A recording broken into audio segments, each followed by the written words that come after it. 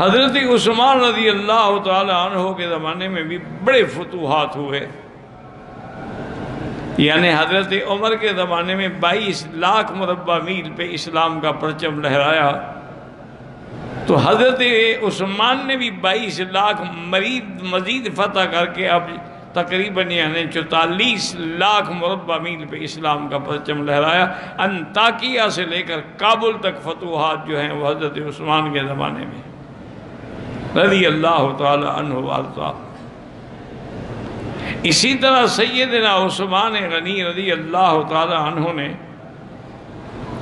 حضرت معاویہ رضی اللہ تعالی عنہ کو حکم دیا کہ بحری بیڑا تیار کریں۔ اب یہ بیڑا تو حضرت معاویہ نے بنایا، لیکن حکم حضرت عثمان کا تھا 28 ہجری میں۔ حضرت معاویہ رضی اللہ تعالی عنہ نے ایک بہت بڑا بحری بیڑا بنایا۔ اب مسلمانوں نے الحمدللہ دریاؤں میں بھی اپنے بیڑا دوڑائے اور فتوحات کے جھنڈے گاڑ دیے، اور حضور کا وہ خواب مبارک جو ہے وہ سچا ہو گیا کہ حضور ایک دن خواب سے اٹھے بی بی ام سلیم کے گھر میں، اور آپ نے فرمایا کہ میں نے دیکھا ہے کہ میری امت کی ایک جماعت یرکبون علی ثبج البحر، دریاؤں میں سواری ہوں گی کشتیوں پہ، اور وہ کافروں سے جہاد کریں گے۔ قد اوجبوا، ان کے لیے اللہ نے جنت واجب کر دی ہے۔ اور ایک دوسری روایت میں آپ نے فرمایا کہ کأنہم اصحاب بدر، ان کو وہی مرتبہ اللہ دیں گے جو اصحاب بدر کا تھا۔ بی بی نے کہا حضور میرے لیے بھی دعا کریں، آپ نے فرمایا انت منہم، اللہ تمہیں بھی ان میں شامل کریں گے۔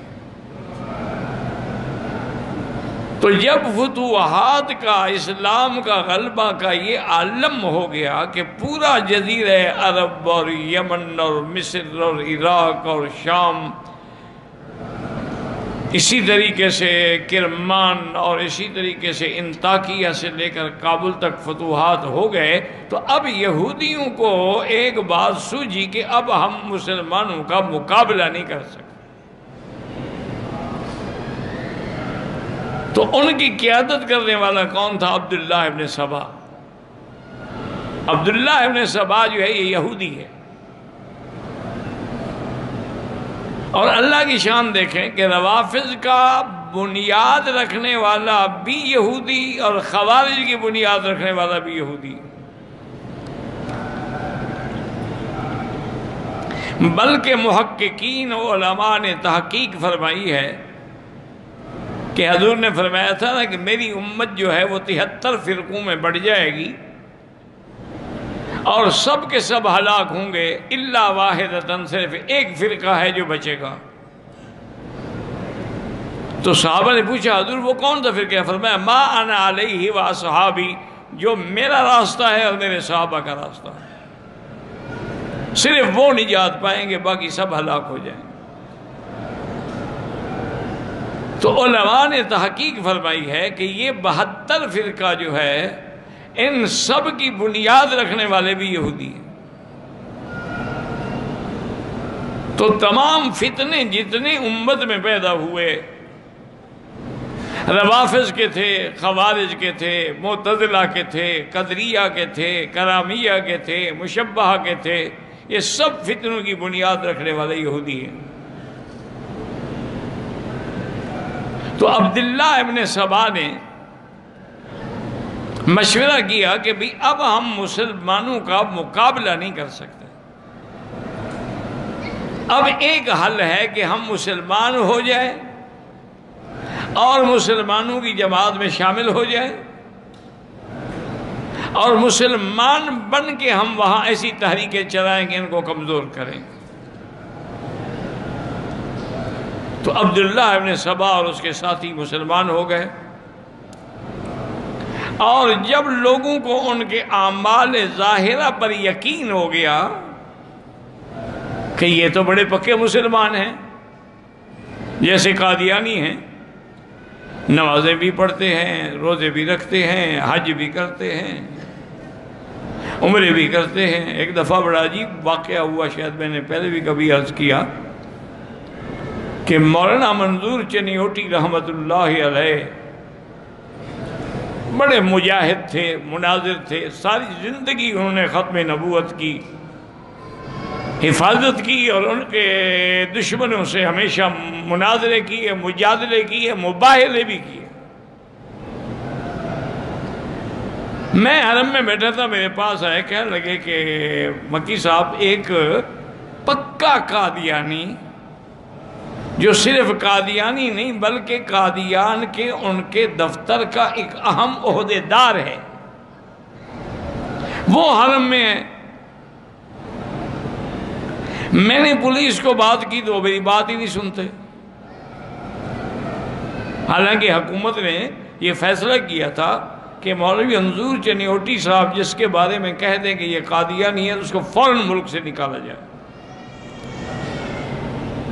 انہوں نے کہا، میں نے بات کی، انہوں نے کہا جی ہم تو کچھ نہیں کر سکتے، آپ بادشاہ کو لکھیں یا آپ گورنر کو لکھیں، ہم ایسے تو نہیں پکڑ سکتے، اب کیا کرو؟ انہوں نے کہا مکی صاحب میرا تو بالکل دل جل گیا۔ میں نے کہا حضرت ناراض نہ ہوں، بڑا آسان حل ہے۔ کہہ رہے کہ کیا حل ہے؟ میں نے کہا آپ ایسا کریں کہ جہاں وہ حرم میں کھڑا ہونے جا کے اس کو 2-3 تھپڑ ماریں، وہ بھی آپ کو مارنے کی کوشش کرے گا، ہم بھی ساتھ آ جائیں گے، 2-3 طالب اور بھی ہوں گے، ہم اس کو پکڑ لیں گے اگر آپ سے وہ غالب آنے لگا تو جب یہ لڑائی ہوگی تو پولیس پکڑ لے گی نا دونوں کو۔ انہوں نے کہا یہ تو میرے لیے کوئی مشکل مسئلہ نہیں۔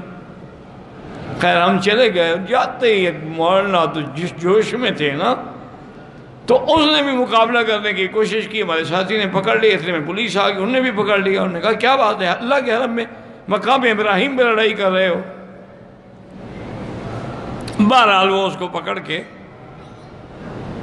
شرطۂ حرم کا جو دفتر تھا نا وہاں لے گئے، میں بھی ساتھ چلا گیا، مولوی صاحب بھی چلے گئے۔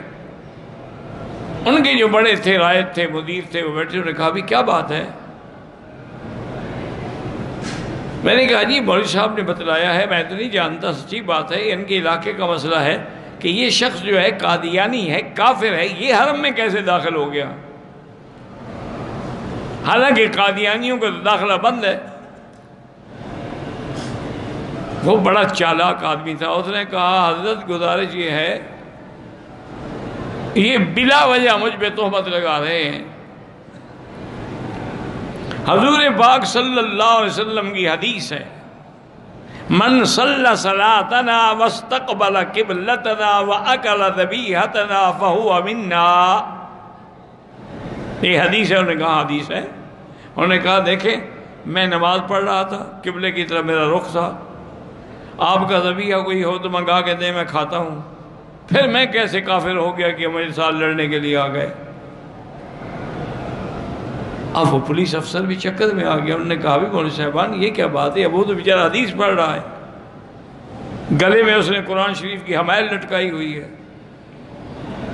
ہم نے کہا حضرت آپ ان کے باتوں کو نہیں جانتے، یہ مولوی صاحب جانتے ہیں۔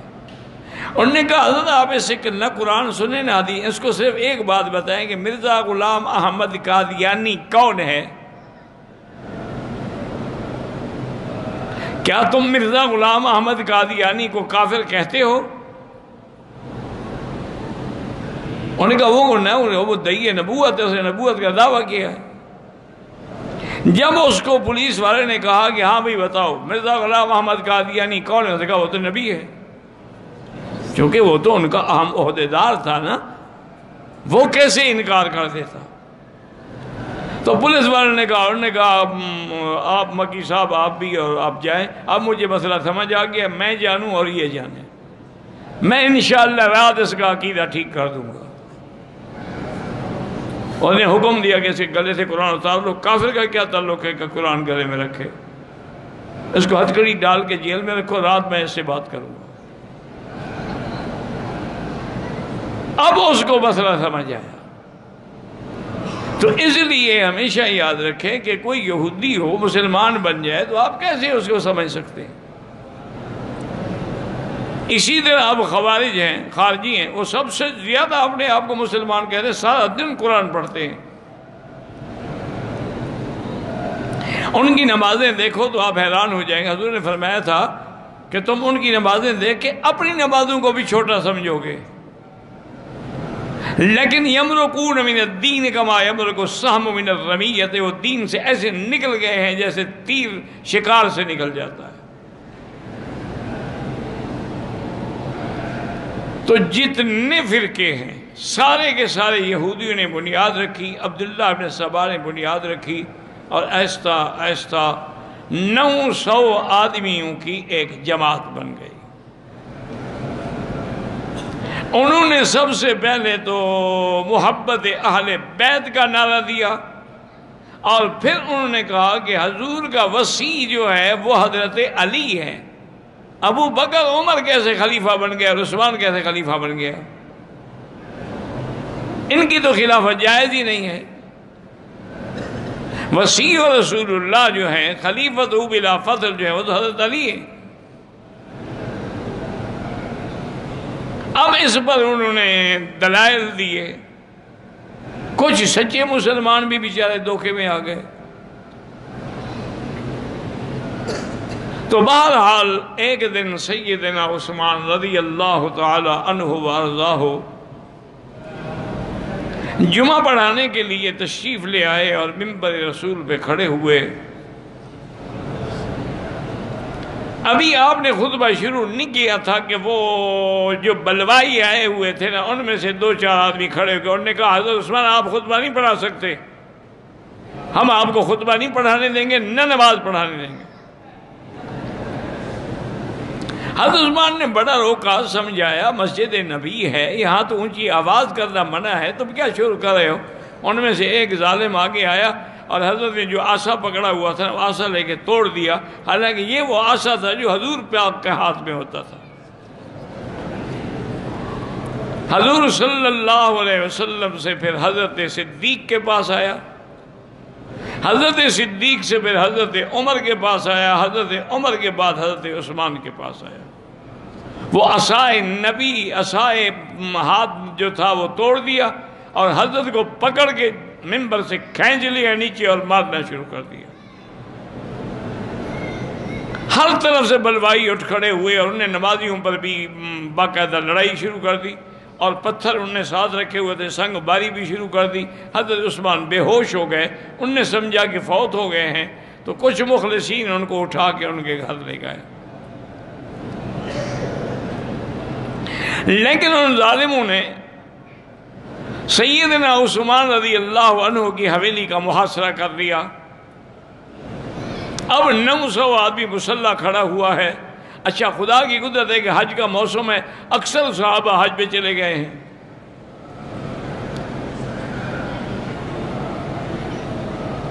حضرت عثمان نے فرمایا بھی تم کیا چاہتے ہو؟ انہوں نے کہا جی ہم یہ چاہتے ہیں کہ آپ خلافت چھوڑ دیں، آپ خلافت کے حقدار نہیں ہیں۔ انہوں نے کہا یہ میں نہیں کر سکتا، مجھے آقا نے فرمایا تھا کہ ان اللہ مقمصک قمیصا فلا تخلعہ، اللہ تمہیں خلافت کی قمیص پہنائیں گے، تم اس کو نہ نکالنا۔ میں کیسے نکالوں؟ میں حضور کے فرمان کی مخالفت کیسے کروں؟ کچھ دنوں کے بعد کچھ صحابہ نے، جن میں حضرت علی بھی شامل ہیں، حضرت حسن بھی شامل ہیں، انہوں نے حضرت عثمان سے ملاقات کی بڑے خفیہ طریقے سے، چونکہ باہر تو دشمن کھڑے ہوئے ہیں نا۔ انہوں نے کہا کہ حضرت عثمان، یہ 800-900 آدمی ہیں بلوائی جو آئے ہیں حملہ کرنے والے، تمہارے پاس تو خلافت ہے، طاقت ہے، حکومت ہے، فوج ہے، آپ حکم تو دیں۔ آپ بحیثیت خلیفے کے حکم دیں گے ان غداروں کو اور باغیوں کو قتل کر دیا جائے، ان کی تو بوٹی بھی نہیں ملے گی مدینے میں۔ حضرت عثمان نے فرمایا کہ میرے آقا نے فرمایا تھا انک ستبتلا، ایک وقت آئے گا تم پر ایک امتحان آئے گا، فلا تقاتلن، میرے مدینے میں قتال نہ کرنا۔ اب میں کیسے قتال کا حکم دوں؟ میں تو مجبور ہوں، میں تو نہیں دے سکتا۔ صحابہ مایوس ہو کے واپس آ گئے، اور پھر صحابہ نے اپنے جوانوں کو حکم دیا، جن میں عبداللہ ابن عمر بھی ہیں، عبد الرحمن ابن عوف بھی ہیں، حضرت حسن بھی ہیں، حضرت حسین بھی ہیں، حضرت طلحہ بھی ہیں، نوجوان سارے کے بھی، تم حضرت عثمان کے گھر کا پہرا دو۔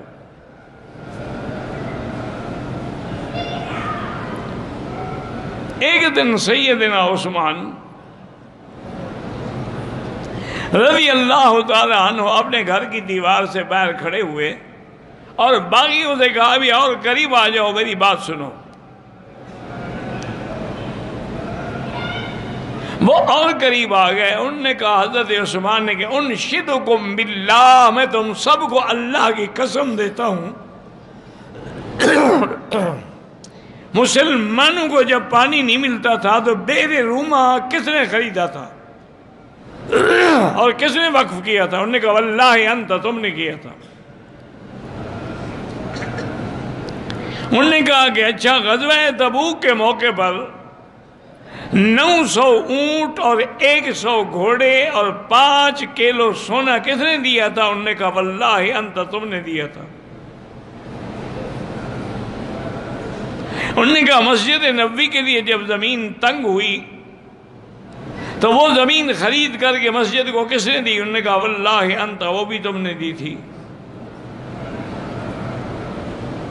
حضرت عثمان رضی اللہ تعالیٰ نے فرمایا کہ جب تم یہ گواہی دیتے ہو، اور قرآن کو جمع کس نے کیا ہے؟ ایک قرات پہ، چونکہ 7 قراتوں کی وجہ سے اختلاف ہو رہا تھا، حضرت حذیفہ کے بعد میں نے کمیٹی بنائی اور ایک قرات پہ قرآن کو جمع کر دیا جو مصحف عثمانی کہلاتا ہے۔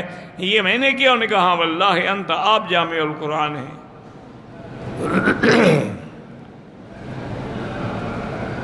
انہوں نے کہا کہ بات سنو، اسلام کے اندر 3 آدمیوں کا قتل جائز ہے۔ ایک تو وہ آدمی جس نے کسی کو قتل کیا ہو، وہ قصاص میں قتل ہوگا، اور میں نے تو کبھی زندگی میں کسی کو تمانچہ بھی نہیں مارا، قتل تو بڑی بات ہے۔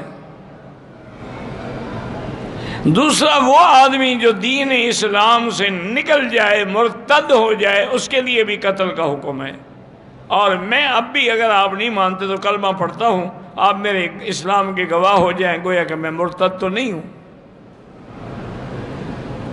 اور تیسرا آدمی اسلام میں وہ قتل کیا جاتا ہے جس نے زنا کیا ہو اور شادی شدہ ہو۔ زنا تو بڑی بات ہے، انہوں نے کہا میں نے تو کبھی غیر محرم عورت پہ نظر ہی نہیں ڈالی۔ جب یہ تینوں چیزیں میرے اندر نہیں ہیں تو تم کیسے مجھے قتل کرتے ہو؟ انہوں نے کہا نہیں، بس ہم نے فیصلہ کر لیا ہے کہ آپ کو قتل کریں گے یا آپ خلافت چھوڑ دیں۔ اور پھر میں خلافت تو اس لیے نہیں چھوڑ سکتا کہ مجھے اللہ کے نبی نے منع کیا تھا۔ بہرحال حضرت عثمان کا پانی بند کر دیا گیا اور 40 دن پیاسے رہے حضرت عثمان۔ انہوں نے آخر پیغام بھیجا بی بی عائشہ کو، سیدنا علی کو اور سیدنا زبیر کو کہ ہو سکے تو مجھے پانی بھیجو۔ حضرت علی رضی اللہ تعالیٰ عنہ خود مشکیدہ پانی کا بھر کے لائے، لیکن ظالموں نے تیر مارا، مشکیدہ پھٹ گیا اور پانی ختم ہو گیا۔ حضرت علی جب قریب گزرے تو انہوں نے اپنی پگڑی مبارک اتار کے حضرت عثمان کے گھر میں پھینکی تاکہ وہ سمجھ لیں کہ میں نے اپنی طرف سے کوشش کی ہے لیکن میں کامیاب نہیں ہوا۔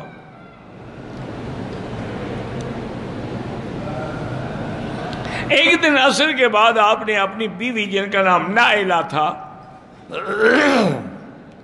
اس کو بلایا اور کہا کہ میں نے ابھی ابھی خواب دیکھا ہے کہ حضور صلی اللہ علیہ وسلم ہیں، ابو بکر ہیں، حضرت عمر ہیں، اور حضور فرماتے ہیں عثمان ہم تو تمہاری انتظار کر رہے ہیں، افطر عندنا، آج ہمارے ساتھ افطار کرو۔ انہوں نے کہا اشارہ ہو گیا کہ میری شہادت کا وقت قریب آ گیا۔ تو پہلی دفعہ حضرت عثمان نے فرمایا کہ پجامہ لے آؤ، میں پجامہ پہن لوں، ہو سکتا ہے کہ بلوائی حملہ کریں، خدا نہ کرے میرا سطر نہ کھل جائے۔ اور 40 دن تک بغیر پانی، بغیر کسی چیز کے صرف قرآن شریف کی تلاوت کرتے تھے اور حضور کو سکون ملتا تھا۔ حضرت عثمان رضی اللہ تعالیٰ عنہ نے قرآن کھولا اور اسی آیت میں تھے آپ فَسَيَكْفِيكَهُمُ اللَّهُ وَهُوَ السَّمِيعُ الْعَلِيمُ کہ ایک بلوائی دیوار گھر کی دیوار سے پیچھے سے کود کے اندر آیا اور لوہے کی لٹ آپ کے سر مبارک میں ماری، خون بھل بھل بہنے لگا۔ بی بی نائلہ نے روکنے کی کوشش کی، انہوں نے ان کو بھی مارا، ان کی انگلیاں کٹ گئیں۔ ایک ظالم آ کے آپ کے سینے پہ چڑھ گیا، آپ کی داڑھی کو پکڑا اور سینے پہ کودتا رہا، آپ کی پسلیاں ٹوٹ گئیں۔ ایک ظالم بلوائی نے آپ کو تھپڑ مارا۔ اس طرح ہوتے ہوتے حضرت عثمان رضی اللہ تعالیٰ عنہ شہید ہوئے اور کسی کو پتہ نہیں ہے باہر والوں کو، چونکہ باہر تو انہوں نے حصار کیا ہوا ہے۔ شہادت کے بعد بھی 2 دن آپ کی لاش گھر کے اندر بغیر کسی کفن دفن کے رکھی رہی۔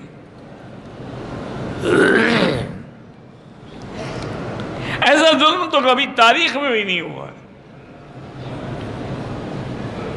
بڑی مشکلوں سے 2 دن کے بعد صحابہ نے ہمت کی، جرت کی، اندر داخل ہوئے اور آپ کی لاش مبارک کو چارپائی پہ رکھا، اٹھا کے لے آئے۔